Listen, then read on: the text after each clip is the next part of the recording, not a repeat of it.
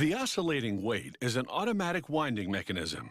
This weight, located on the backside of the movement, automatically winds the watch as it's on your wrist.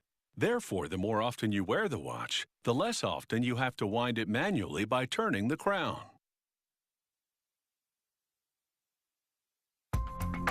The watchmaker connects the oscillating weight to the springs which move the gear train, so that the weight will shift backwards and forwards with any wrist movement, automatically coiling the springs. On the front side of the movement, he screws in the date indicator and the dial. The dial is comprised of two brass plates. The top one coated in oxidized copper, with cutouts to show the bottom one, which is painted with this company's secret formula of glow-in-the-dark pigments. Next, a machine mounts the brass hour and minute hands. This operation is automated because applying even slightly too much pressure could damage the tiny, delicate hands. Now for the watch case. After twisting an arched ring called the bezel onto the front of the main case, he slides a plastic gasket into it. Then positions the main case onto a press. Cleans the crystal, then presses it forcefully into the bezel. The gasket seals the minute gap between the crystal and the bezel so that water can't seep inside the case. Next, the stem and crown. Then on the back of the case, the casing circle, a ring that comes between the movement and the case. Here too, a gasket seals the gap to make the case water resistant.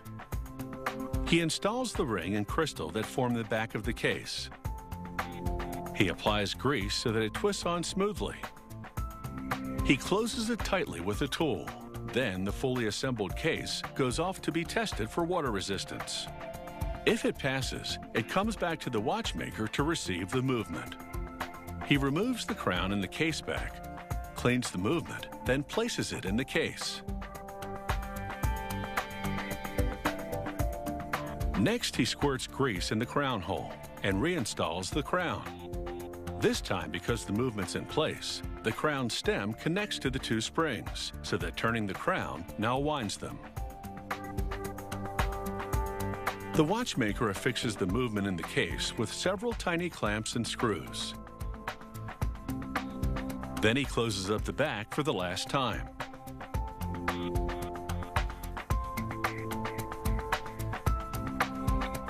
After checking that the movement works properly, he has just one last component to assemble to the watch head.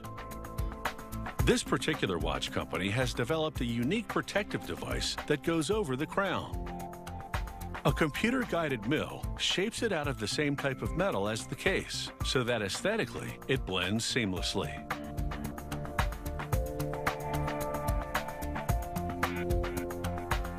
The watchmaker screws the device to the case so that it bridges the crown.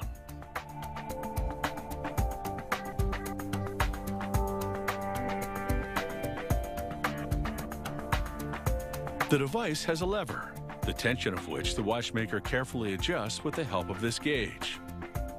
The lever closes the device tightly over the crown, immobilizing the crown so that it can't be turned accidentally. Finally, they mount the watch head on an automated machine, which closes the back tightly. This is critical for water resistance. Every single watch head this factory manufactures must pass several quality control tests to ensure timekeeping accuracy and water resistance. For water resistance, they first test using air pressure. Then actual water tests. First, a low pressure test in 4 inches of water. Then a high-pressure test in 410 yards of water, which far exceeds the 328-yard depth to which the watch is guaranteed to be water-resistant.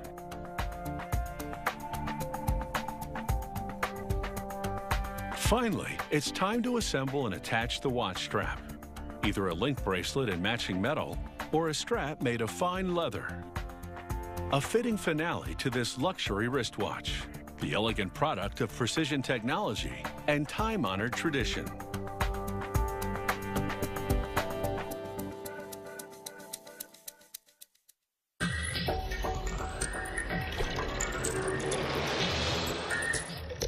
If you have any comments about the show, or if you'd like to suggest topics for future shows, drop us a line at sciencechannel.com/howitsmade.